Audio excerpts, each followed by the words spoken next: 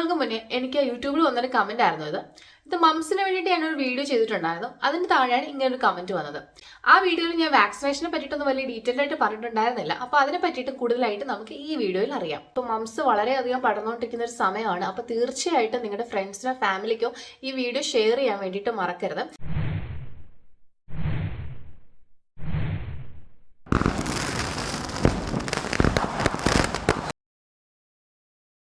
Moms അഥവാ മുണ്ടിനീർ എന്ന് പറയുന്നത് സലൈവറി ഗ്ലാൻഡ് അഥവാ ഉമിനീർ ഗ്രന്ഥിയിൽ വരുന്ന ഒരു വൈറൽ ഇൻഫെക്ഷൻ ആണ്. ഇതുണ്ടാക്കുന്നത് പാരാമിക്സോ വൈറസ് എന്ന കാറ്റഗറി പെടുന്ന വൈറസുകളാണ്. നമ്മുടെ വായിൽ 3 പെയർ ഓഫ് മേജർ സലൈവറി ഗ്ലാൻഡുകളാണുള്ളത്. അതായത് വലിയ സലൈവറി ഗ്ലാൻഡുകൾ 3 പെയറുകളാണുള്ളത്. അതിൽ പ്രധാനമായിട്ടും ഈ മുണ്ടിനീർ അഫക്റ്റ് ചെയ്യുന്നത് പരോട്ടിഡ് ഗ്ലാൻഡിനെയാണ്. നമ്മുടെ ചെവിയുടെ ഇരുവശങ്ങളിലായിട്ടുള്ള ഈ ഗ്ലാൻഡിനെയാണ് കൂടുതലായിട്ടും മംസ് ബാധിക്കാറുള്ളത്. അപ്പൊ അതുകൊണ്ട് തന്നെ നമുക്ക് ചെവിയുടെ 2 സൈഡിലും ഇതുപോലെയുള്ള നീര് അല്ലെങ്കിൽ വീക്കം ഒക്കെ നമുക്ക് പേഷ്യൻസിൽ വളരെ കോമൺ ആയിട്ട് കാണാറുണ്ട്. മുണ്ടിനീർ എന്ന പേര് പോലെ തന്നെ 2 സൈഡിലും ഇതുപോലെ നീര് നമുക്ക് കാണാൻ പറ്റും പേഷ്യൻസിൽ. ഈ പരോട്ടിഡ് ഗ്ലാൻഡിന്റെ ഡക്റ്റ് നമ്മുടെ വായിൽ സെക്കൻഡ് മോളാറിന്റെ ഭാഗത്തായിട്ട് വന്നിട്ടാണ് ഓപ്പൺ ആവുന്നത്. അപ്പൊ അതുകൊണ്ട് തന്നെ ഈ മുണ്ടിനീരുള്ള സമയത്ത് ഭക്ഷണം കഴിക്കുമ്പോഴൊക്കെ നല്ല പെയിൻ ആയിരിക്കും. ഒരുപാട് സലൈവറി സെക്രീഷൻ ഉണ്ടാക്കുന്ന ഭക്ഷണങ്ങൾ ഈ സമയത്ത് അവോയ്ഡ് ചെയ്യുന്നതാണ് നല്ലത്. അതിനൊക്കെ പറ്റി നമുക്ക് ഡീറ്റെയിൽഡ് ആയിട്ട് വരാം. ഒരു സ്കൂൾ ഗോയിങ് ഏജിലാണ് കൂടുതലായിട്ട് നമ്മൾ മംസ് കാണാറുള്ളത്. ഒരു 5 to 15 ഇയേഴ്സ്, 5 വയസ്സ് തൊട്ട് 15 വയസ്സ് വരെയുള്ള പ്രായത്തിലുള്ള കുട്ടികളിലാണ് പൊതുവേ നമ്മൾ മുണ്ടിനീര് കാണാറുള്ളതെങ്കിലും മുതിർന്ന ആൾക്കാരിൽ മുണ്ടിനീര് വരാറുണ്ട്. പൊതുവേ ഇത് 2 ഗ്ലാൻഡിനെയും അഫക്റ്റ് ചെയ്യാറുണ്ടെങ്കിലും ചില ആൾക്കാരിൽ ഇത് ഒരു സൈഡിൽ മാത്രമായിട്ട് ഇൻഫെക്ഷൻ വരാറുണ്ട്. പകരുന്നത് എങ്ങനെയാണെന്ന് നോക്കാം. മുണ്ടിനീരുള്ള ആൾക്കാർ ചുമയ്ക്കുകയോ തുമ്മുകയോ ഒക്കെ ചെയ്യുമ്പോൾ മൂക്കിലൂടെയുള്ള സ്രവങ്ങൾ അല്ലെങ്കിൽ വായിലുള്ള ഉമിനീര് ഒക്കെ നമുക്ക് ഡ്രോപ്ലെറ്റുകളായിട്ട് തെറിക്കാറുണ്ട്. അപ്പൊ ഈ സ്രവങ്ങൾ മറ്റൊരാളുമായിട്ട് കോണ്ടാക്ട് എത്തുമ്പോഴാണ് നമുക്ക് ഈ അസുഖം പെട്ടെന്ന് പകരുന്നത്. പിന്നെ ഇവർ ഉപയോഗിച്ച സാധനങ്ങൾ, ഹാൻഡ് കർച്ചീഫ് അല്ലെങ്കിൽ പെൻസിൽ, കുട്ടികളൊക്കെ ആണെങ്കിൽ വായിൽ പെൻസിലൊക്കെ ഇടാറുണ്ട് അല്ലെ. അപ്പൊ ഈ പെൻസിലൊക്കെ കൈമാറ്റം ചെയ്യപ്പെടുന്ന സമയത്ത് പെട്ടെന്ന് ഒരാളിൽ നിന്ന് വേറൊരാളിലേക്ക് ഇത് പെട്ടെന്ന് തന്നെ പകരും.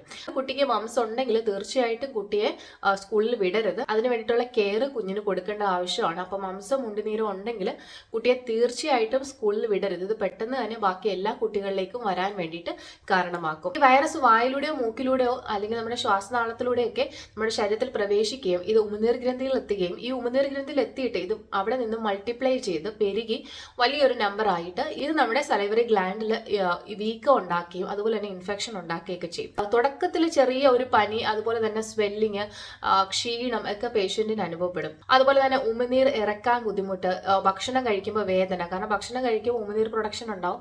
അപ്പൊ ഈ ഭക്ഷണം കഴിക്കുന്ന സമയത്ത് ഉമിനീർ പ്രൊഡക്ഷൻ നടക്കുന്ന സമയത്ത് ഈ ഗ്ലാൻഡിൽ ഇതുപോലെ ഇൻഫെക്ഷൻ നിൽക്കുന്നത് കൊണ്ട് തന്നെ അവിടെ സിവിയർ ആയിട്ട് വേദന വരാനുള്ള സാധ്യതയുണ്ട്. നീരും വേദനയും അതുപോലെ ജോയിന്റ്സിൽ പെയിന്, അതുപോലെ ശക്തമായ തലവേദന, ഇതൊക്കെ നമ്മൾ ഇനിഷ്യൽ സ്റ്റേജിൽ കാണാറുണ്ട്.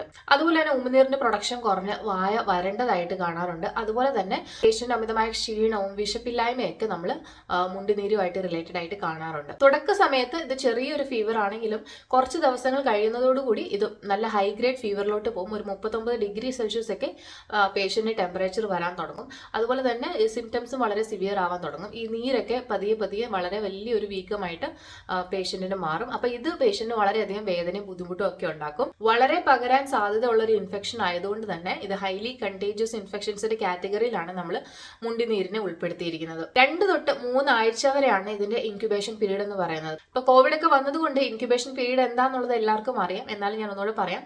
ഇൻക്യുബേഷൻ പീരീഡ് എന്ന് പറയുന്നത് നമ്മുടെ ശരീരത്തിൽ വൈറസ് പ്രവേശിച്ചതിന് ശേഷം നമുക്ക് ആദ്യ രോഗലക്ഷണങ്ങൾ കണ്ടു തുടങ്ങുന്ന ആ ഒരു കാലയളവിനെയാണ് നമ്മൾ ഇൻക്യുബേഷൻ പീരീഡ് എന്ന് പറയുന്നത്. ഇൻക്യുബേഷൻ പീരീഡിന് മുന്നേ തന്നെ ഈ അസുഖം പകരാനുള്ള സാധ്യതയുണ്ട്. അതായത് ഇൻക്യുബേഷൻ പീരീഡിന് മുന്നേ തന്നെ, അതായത് നമുക്ക് ഈ രോഗലക്ഷണങ്ങളെല്ലാം കാണിക്കുന്നതിന് മുന്നേ തന്നെ ഒരു 5 മുതൽ 6 ദിവസം മുന്നേ തന്നെ ഈ ഇൻഫെക്ഷൻ മറ്റുള്ളവരിലേക്ക് പകരാനുള്ള സാധ്യതയുണ്ട്. സാധാരണ ഇതൊരു സെൽഫ് ലിമിറ്റിംഗ് ആയിട്ടുള്ള അസുഖമാണ്. 7 തൊട്ട് 10 ദിവസത്തിനുള്ളിൽ തനിയെ ഇതിന്റെ സിംറ്റംസ് ഒക്കെ കുറഞ്ഞിട്ട് മാക്സിമം ഒരു 2 ആഴ്ചയ്ക്കുള്ളിൽ ഇതിന്റെ സിംറ്റംസ് ഒക്കെ കുറഞ്ഞ് പേഷ്യന്റിന്റെ പെയിനും ബുദ്ധിമുട്ടൊക്കെ മാറി വീക്കും ഒക്കെ കുറയാറുണ്ട്. പക്ഷെ ചില ആൾക്കാരിൽ ഈ സമയത്തിൽ മാറാതെ നിന്നിട്ട് ഇത് മറ്റു കോംപ്ലിക്കേഷൻസിലോട്ടൊക്കെ വരാനുള്ള സാധ്യതയുണ്ട്. മറ്റു ഓർഗൻസിനെയൊക്കെ അഫക്ട് ചെയ്യാനുള്ള സാധ്യതയുണ്ട്. മുണ്ടിനീർ ഉണ്ടെങ്കിൽ നിങ്ങൾക്ക് ഈവൻ ചെറിയ സിംറ്റംസ് ആണെങ്കിൽ പോലും ട്രീറ്റ്മെന്റ് കൃത്യസമയത്ത് എടുക്കാൻ വേണ്ടിയിട്ട് ശ്രദ്ധിക്കുക. ഇത് കൂടുതലായിട്ടുള്ള കോംപ്ലിക്കേഷൻസിലോട്ട് ചെല്ലുന്നത് പ്രിവെന്റ് ചെയ്യാൻ വേണ്ടിയിട്ട് സഹായിക്കും. ഇത് പ്രധാനമായിട്ട് ബാധിക്കുന്നത് ബ്രെയിൻ, അതുപോലെ തന്നെ ബ്രെയിനിന്റെ ആവരണമായ മെനിഞ്ചസ്, അതുപോലെ male and female reproductive organs. മെയിലിലാണെങ്കിൽ ടെസ്റ്റിസ്, ഫീമെയിൽസിലാണെങ്കിൽ ഓവറീസിലും ഒക്കെ ഇത് അഫക്ട് ചെയ്യാറുണ്ട്. പെൺകുട്ടികളെ അപേക്ഷിച്ച് ആൺകുട്ടികളിലാണ് ഇത് കൂടുതലായിട്ടും റീപ്രൊഡക്ഷനെയൊക്കെ അഫക്റ്റ് ചെയ്യാൻ വേണ്ടിയിട്ടുള്ള സാധ്യതയുള്ളത്. ഇത് സിവിയറായി പോയിട്ട് വന്ധ്യതയ്ക്കൊക്കെ കാരണമാകാനുള്ള ഒരു സാധ്യത ഉള്ളത് കൊണ്ട് തന്നെ തീർച്ചയായിട്ടും കുട്ടികളിൽ ഇതിന് വാക്സിൻ എടുക്കാനും ശ്രദ്ധിക്കുക. ഇൻ കേസ് ഈ അസുഖം വന്നിട്ടുണ്ടെങ്കിൽ തീർച്ചയായിട്ടും അത് കൃത്യസമയത്ത് ആൺകുട്ടികൾക്കും പെൺകുട്ടികൾക്കാണെങ്കിലും ട്രീറ്റ്മെന്റ് എടുക്കാൻ വേണ്ടിയിട്ട് ശ്രദ്ധിക്കുക. മംസ് വരുന്നതിൽ ഒരു 10% ആൾക്കാരിൽ ഇത് ബ്രെയിനിന്റെ ആവരണമായ മെനിഞ്ചസിനെ ബാധിക്കാനും മെനിഞ്ചൈറ്റിസ് ഉണ്ടാവാനും ഒക്കെയുള്ള സാധ്യതയുണ്ട്. മെനിഞ്ചൈറ്റിസ് ഉണ്ടായിക്കഴിഞ്ഞാൽ അത് വളരെ വലിയ കോംപ്ലിക്കേഷൻസിലോട്ടൊക്കെ കൊണ്ടെത്തിക്കും. അപ്പൊ അതുകൊണ്ട് തീർച്ചയായിട്ടും നിങ്ങൾ കറക്റ്റ് ടൈമിൽ തന്നെ ട്രീറ്റ്മെന്റ് എടുക്കാൻ വേണ്ടി വളരെയധികം ശ്രദ്ധിക്കുക. മെനിഞ്ചൈറ്റിസ് ആയിക്കഴിഞ്ഞാൽ അത് ശക്തമായ തലവേദന ഉണ്ടാവാനും അതുപോലെ ഫിക്സ് വരിക, അതായത് ജന്നി വരാനൊക്കെയുള്ള സാധ്യതയുണ്ട്. അതുപോലെ തന്നെ കുട്ടിക്ക് സിവിയർ ആയിട്ടുള്ള പനിയും അതുപോലെ പക്ഷാഘാതം, അതായത് ഒരു സൈഡ് തളർന്നു പോകുന്ന പ്രശ്നമൊക്കെ വരാനുള്ള സാധ്യതയുണ്ട്. മംസ് പാൻക്രിയാസിനെ ബാധിക്കാറുണ്ട്. പാൻക്രിയാസ് നമ്മുടെ ഇൻസുലിനൊക്കെ പ്രൊഡ്യൂസ് ചെയ്യുന്ന നമ്മുടെ ഓർഗൻ ആണ്. പാൻക്രിയാസിനെ ബാധിക്കുന്ന സമയത്ത് വയറിന്റെ സെന്ററിലായിട്ട് പേഷ്യൻസ് പെയിൻ പറയാറുണ്ട്. അപ്പൊ അതുകൊണ്ട് തീർച്ചയായിട്ടും മംസുമായിട്ട് റിലേറ്റഡ് ആയിട്ട് വയറുവേദനയൊക്കെ കുട്ടി പറയുകയാണെങ്കിൽ അത് വളരെയധികം ശ്രദ്ധിക്കേണ്ട കാര്യമാണ്. ആൺകുട്ടികളുടെ സ്പേം കൗണ്ട് കുറയ്ക്കാനും അതുപോലെ 25% ആൾക്കാരിൽ എപ്പിഡിഡിമോ ഓർക്കൈറ്റിസ് എന്ന് പറയുന്ന ഒരു അവസ്ഥയിൽ എത്തിക്കാറുണ്ട്. അതായത് നമ്മുടെ സ്പേം പ്രൊഡ്യൂസ് ചെയ്യുന്ന സമയത്ത് ഈ സ്പേമിനെ ക്യാരി ചെയ്തു പോകാനും അതുപോലെ സ്പേം സ്റ്റോർ ചെയ്യപ്പെടുന്ന കുഴലുകളിൽ ഇൻഫ്ലമേഷൻ ഒക്കെ ഉണ്ടാവാനുള്ള സാധ്യതയുണ്ട്. ഇത് ഭാവിയിൽ അവർക്ക് വന്ധ്യത വരാനുള്ള സാധ്യത വളരെ കൂടുതലാണ്. അപ്പൊ തീർച്ചയായിട്ടും മംസ് ഉണ്ടെങ്കിൽ അതിനുള്ള ട്രീറ്റ്മെന്റ് എടുക്കാനും തീർച്ചയായിട്ടും ശ്രദ്ധിക്കുക. ഇനി ഇത് പെൺകുട്ടികളിൽ വരികയാണെങ്കിൽ ഊഫോറൈറ്റിസ് വരാനുള്ള സാധ്യതയുണ്ട്. അതായത് ഓവറീസിൽ ഇൻഫ്ലമേഷൻ ഒക്കെ വരാനുള്ള സാധ്യതയുണ്ട്. ഊഫോറൈറ്റിസ് ഒക്കെ വരുന്നത് വളരെ റെയർ ആണ്, പക്ഷെ ഇതിന്റെ സാധ്യത തള്ളിക്കളയാൻ പറ്റില്ല. അപ്പൊ അതുകൊണ്ട് കൃത്യസമയത്ത് ട്രീറ്റ്മെന്റ് എടുക്കാൻ വേണ്ടിയിട്ട് ശ്രദ്ധിക്കുക. 0.1%, അതായത് വളരെ കുറഞ്ഞ ഒരു ശതമാനം ആൾക്കാരിൽ ഇത് CSFനെ ബാധിക്കാനുള്ള ചാൻസ് ഉണ്ട്. അതായത് സെറിബ്രോ സ്പൈനൽ ഫ്ലൂയിഡ്. ഈ ഫ്ലൂയിഡ് നമ്മുടെ ബ്രെയിനിനെയും നമ്മുടെ സ്പൈനൽ കോഡിനെയും പ്രൊട്ടക്ട് ചെയ്തുകൊണ്ട് ഇതുപോലെ ഫ്ലോ ചെയ്യുന്ന ഒരു ഫ്ലൂയിഡാണ്. ഈ ഫ്ലൂയിഡിൽ ഇൻഫെക്ഷൻ വന്നു കഴിഞ്ഞാൽ വളരെ വലിയ കോംപ്ലിക്കേഷൻസിലോട്ട് എത്തുകയും ബട്ട് ഇത് വളരെ റെയർ ആണ്. അതുകൊണ്ട് തന്നെ സ്റ്റാർട്ടിങ് തന്നെ കോംപ്ലിക്കേഷൻസ് ഒന്നും വരുന്നതിന് മുന്നേ തന്നെ നമ്മൾ ട്രീറ്റ്മെന്റ് എടുക്കാൻ വേണ്ടിയിട്ട് എല്ലാ പേരൻസും ശ്രദ്ധിക്കുക. ഇതിന്റെ ഡയഗ്നോസിസ് ഇതെങ്ങനെ കണ്ടുപിടിക്കാം? നമുക്ക് ഇത് രോഗലക്ഷണങ്ങൾ ഞാൻ പറഞ്ഞല്ലോ, ഈ രോഗലക്ഷണങ്ങൾ വെച്ച് തന്നെ നമുക്ക് കണ്ടുപിടിക്കാൻ സാധിക്കും. ഇനി ഇതല്ല എന്നുണ്ടെങ്കിൽ നമുക്ക് ബ്ലഡ് ടെസ്റ്റും യൂറിൻ ടെസ്റ്റും ഉണ്ട്. ഇത് നല്ല എക്സ്പീരിയൻസ്ഡ് ആയിട്ടുള്ള ഒരു ഡെന്റിസ്റ്റിനോ അതുപോലെ തന്നെ ഒരു ഫിസിഷ്യനോ ഇത് കണ്ടു കഴിഞ്ഞാൽ തന്നെ മനസ്സിലാവും മംസ് ആണെന്നുള്ളത്.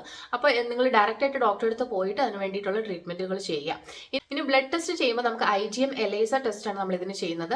ഇനി ഇത് ബ്രെയിനിനെ അഫക്ട് ചെയ്യുന്ന സമയത്ത് എൻകെഫലൈറ്റിസ് ഒക്കെ ആയി മാറാനുള്ള സാധ്യതയുണ്ട്. ഈ എൻകെഫലൈറ്റിസ് ആയി മാറുവാണെങ്കിൽ നമുക്ക് ശരീരത്തിൽ പലതരത്തിലുള്ള ബുദ്ധിമുട്ടുകൾ വരാനുള്ള സാധ്യതയുണ്ട്. ഇനി ഇത് ഏതെങ്കിലും നെർവിനെയൊക്കെ ബാധിക്കുവാണെങ്കിൽ ബോഡിയിൽ ഒരു പെർമനന്റ് ഡാമേജ് ഉണ്ടാക്കാൻ വേണ്ടി ഇത് കാരണമാകും. ഇനി കേൾവിയുടെ നെർവിനെയാണ് ഇത് അഫക്ട് ചെയ്യുന്നതെങ്കിൽ ചെവി കേൾക്കുന്നതിലൊക്കെ ബുദ്ധിമുട്ടുണ്ടാകാനുള്ള സാധ്യതയുണ്ട്. അപ്പോൾ അതുകൊണ്ട് ഇത് ഒരുപാട് കോംപ്ലിക്കേഷൻസ് ഉണ്ടാക്കാൻ സാധ്യതയുള്ള ഒരു ചെറിയ അസുഖമാണ്. പക്ഷെ ഇത് നമുക്ക് കോംപ്ലിക്കേഷൻസ് വന്നു കഴിഞ്ഞാൽ ഇത് ലൈഫ് ത്രെട്ടനിങ് ആയിട്ടുള്ള ഒരു അസുഖവും കൂടിയാണ്. ഞാൻ പറഞ്ഞല്ലോ, വളരെ ഒരു ചെറിയ ശതമാനം ആൾക്കാരിൽ ഇത് കോംപ്ലിക്കേഷൻസിലോട്ട് എത്തുന്നുള്ളൂ. എങ്കിലും നമ്മൾ റിസ്ക് എടുക്കരുത്. കുട്ടികൾക്കോ അല്ലെങ്കിൽ മുതിർന്നവർക്കോ ഈ അസുഖം ഉണ്ടെങ്കിൽ തീർച്ചയായിട്ടും കൃത്യസമയത്ത് തന്നെ ട്രീറ്റ്മെന്റ് എടുക്കാൻ വേണ്ടിയിട്ട് ശ്രദ്ധിക്കുക. ഇനി ഇതിന്റെ വാക്സിനേഷൻ എന്താണെന്ന് നോക്കാം. MMR വാക്സിൻ ആണ് നമ്മൾ ഇതിനു വേണ്ടി എടുക്കുന്നത്. മംസ് മീസിൽസ് റുബെല്ല വാക്സിനേഷൻ ആണ്. ഇത് 15ാമത്തെ മാസത്തിൽ നമ്മളൊരു ഡോസ് എടുക്കാറുണ്ട്. പിന്നെ അതിന്റെ ബൂസ്റ്റർ ഡോസ് നമ്മൾ 4 to 6 ഇയേഴ്സിനിടയ്ക്ക് എടുക്കാറുണ്ട്. MMR വാക്സിൻ മംസ് വരാതിരിക്കാൻ വേണ്ടിയിട്ട് 78% തന്നെ സക്സസ് റേറ്റ് കാണിക്കുന്നുണ്ട്. അപ്പോൾ തീർച്ചയായിട്ടും കുട്ടികളിൽ വാക്സിൻ എടുക്കാൻ വേണ്ടിയിട്ട് എല്ലാ പേരൻസും ശ്രദ്ധിക്കുക. ഇനി വീട്ടിൽ ഒരാൾക്ക് ഈ മംസ് വന്നെന്നിരിക്കട്ടെ, എന്താണ് നിങ്ങൾ ചെയ്യേണ്ടത്? നിർബന്ധമായിട്ടും ആളെ കൊണ്ട് മാസ്ക് നിർബന്ധമായിട്ടും ധരിപ്പിക്കുക. അതുപോലെ കൈയും വായും നല്ല രീതിയിൽ കഴുകാൻ വേണ്ടിയിട്ട് ശ്രദ്ധിക്കുക. അതുപോലെ തന്നെ അവരുപയോഗിച്ച സാധനങ്ങൾ ബാക്കി ആരും ഉപയോഗിക്കാതിരിക്കാൻ വേണ്ടി ശ്രദ്ധിക്കുക. നമ്മൾ കോവിഡിന് ചെയ്ത പോലെ തന്നെ ഒരു ഐസൊലേഷൻ ഒക്കെ ചെയ്ത് ഒരു ക്വാറന്റൈൻ പോലെ ആളെ ഒരു കുറച്ച് ദിവസത്തേക്ക് ഒരു റൂമിൽ തന്നെ ഇരുത്തുക. ഇത് ബാക്കിയുള്ളവരിലേക്ക് ഇൻഫെക്ഷൻ പകരുന്നത് തടയാൻ വേണ്ടി വളരെയധികം സഹായിക്കും. ഇനി കുട്ടി സ്കൂളിൽ പോകുന്ന ആൾക്കാരാണെങ്കിൽ തീർച്ചയായിട്ടും ഈ അസുഖം കഴിയുന്നവരെ സ്കൂളിൽ വിടാതിരിക്കുക, കാരണം ഇത് മറ്റുള്ള കുട്ടികളിലേക്ക് പകരാതിരിക്കാൻ വേണ്ടിയിട്ട് സഹായിക്കും.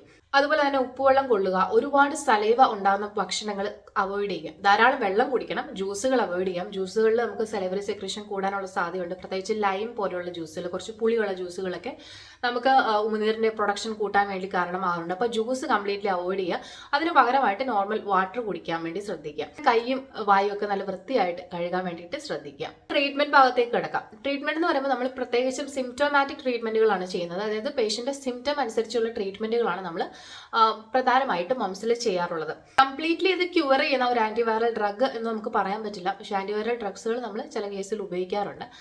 പക്ഷേ എന്നിരുന്നാലും നമുക്കിത് കംപ്ലീറ്റ്ലി ഇത് ക്യൂർ ചെയ്യാൻ പറ്റുന്ന ഒരു മെഡിസിൻ എന്നുള്ള രീതിയിൽ ഇതുവരെ ഒരു മെഡിസിൻ കണ്ടുപിടിച്ചിട്ടില്ല എന്നുള്ളതാണ് വസ്തുത. പക്ഷേ പേഷ്യൻ്റെ സിംറ്റംസ് കുറയ്ക്കാനും പേഷ്യൻ്റെ സിവിയാരിറ്റി, രോഗത്തിൻ്റെ സിവിയാരിറ്റി കുറയ്ക്കാനും വേണ്ടിയിട്ടുള്ള മരുന്നുകളൊക്കെ ഉണ്ട്. ഇപ്പോൾ സിവിയർ ഫീവർ ഒക്കെ ആണെങ്കിലുണ്ടെങ്കിൽ നമുക്ക് പാരസെറ്റമോൾ പോലെയുള്ള മരുന്നുകളൊക്കെ കൊടുത്ത് ഫീവർ കൺട്രോൾ ചെയ്യാനും വൈറസിൻ്റെ എഫക്റ്റ് കുറയ്ക്കാനും ഒക്കെ നമ്മളെ പല രീതിയിലും സഹായിക്കുന്ന മരുന്നുകളുണ്ട്. അപ്പോൾ അങ്ങനെയുള്ള മരുന്നുകളൊക്കെ നമുക്ക് പേഷ്യൻസിന് കൊടുക്കാൻ വേണ്ടിയിട്ട് സാധിക്കും. പ്രധാനമായിട്ടും റെസ്റ്റ് എടുക്കുക, നല്ല രീതിയിൽ വെള്ളം കുടിക്കുക, സോൾട്ട് വാട്ടർ ഗാർഗിൾ ചെയ്യുക. ഇതൊക്കെ നമുക്ക് ആൾക്കാരിൽ ഈ രോഗലക്ഷണങ്ങളൊക്കെ കുറയ്ക്കാൻ വേണ്ടിയിട്ട് സഹായിക്കും. ഹാർഡായിട്ടുള്ള ഭക്ഷണങ്ങളൊന്നും കഴിക്കാതെ, ഇപ്പോൾ ആപ്പിൾ അല്ലെങ്കിൽ അതുപോലത്തെ കട്ടിയുള്ള ആഹാരങ്ങളൊന്നും കഴിക്കാതെ കഞ്ഞി പോലെ ഈസി ആയിട്ട് ഇറക്കാൻ പറ്റുന്ന ആഹാരങ്ങൾ കഴിക്കുവാണെങ്കിൽ പേഷ്യൻസിന് ഉമിനീരിൻ്റെ പ്രൊഡക്ഷനും അതിന് അത്രയ്ക്ക് ആവശ്യം വരത്തില്ല. അപ്പോൾ അതുകൊണ്ട് തന്നെ ഈ സോറസ് ആയിട്ടുള്ള, ഇപ്പം കഞ്ഞി കുടിക്കുകയാണെങ്കിലും അച്ചാറൊന്നും കഴിക്കരുത്. അപ്പോൾ അച്ചാറൊക്കെ കഴിക്കുമ്പോൾ നമുക്ക് കൂടുതലായിട്ട് സലൈവ പ്രൊഡക്ഷൻ ഉണ്ടാവും. അപ്പോൾ പേഷ്യൻറ്റിന് പെയിൻ കൂടുതലായിട്ട് തോന്നും. അപ്പോൾ അതുകൊണ്ട് അങ്ങനത്തെ ഫുഡുകൾ അവോയ്ഡ് ചെയ്തിട്ട് ഈസി ആയിട്ട് പേഷ്യൻറ്റ് ഇറക്കാൻ പറ്റുന്ന ഭക്ഷണങ്ങൾ കഴിക്കുക. അതുപോലെ തന്നെ ഒരുപാട് ചവച്ച് കഴിക്കേണ്ട ഭക്ഷണങ്ങൾ ഒഴിവാക്കുന്നതാണ് ഈ സമയത്ത് നല്ലത്. ഇന്നത്തെ എൻ്റെ വീഡിയോ എല്ലാവർക്കും യൂസ്ഫുൾ ആയെന്ന് വിചാരിക്കുന്നു. ഇപ്പോൾ മംസ് വളരെയധികം പടർന്നുകൊണ്ടിരിക്കുന്ന ഒരു സമയമാണ്. അപ്പോൾ തീർച്ചയായിട്ടും നിങ്ങളുടെ ഫ്രണ്ട്സിനോ ഫാമിലിക്കോ ഈ വീഡിയോ ഷെയർ ചെയ്യാൻ വേണ്ടിയിട്ട് മറക്കരുത്. ഈ വീഡിയോ യൂസ്ഫുൾ ആണെന്ന് തോന്നിയിട്ടുണ്ടെങ്കിൽ തീർച്ചയായിട്ടും നിങ്ങൾ മറ്റുള്ളവരിലേക്ക് എത്തിക്കുക. എന്തെങ്കിലും ടോപ്പിക്കുകളെ പറ്റി അറിയണമെന്നുണ്ടെങ്കിൽ തീർച്ചയായിട്ടും നിങ്ങൾ കമന്റ് സെക്ഷനിൽ കമന്റ് ചെയ്യുക. ഇതുപോലെ ഇൻഫോർമേറ്റീവ് ആയിട്ടുള്ള വീഡിയോസ് കാണാൻ വേണ്ടി തീർച്ചയായിട്ടും എൻ്റെ യൂട്യൂബ് ചാനൽ സബ്സ്ക്രൈബ് ചെയ്യുക. അതുപോലെ തന്നെ എന്നെ ഇൻസ്റ്റാഗ്രാമിൽ ഫോളോ ചെയ്യുക. Thank you for watching my video. Thank you.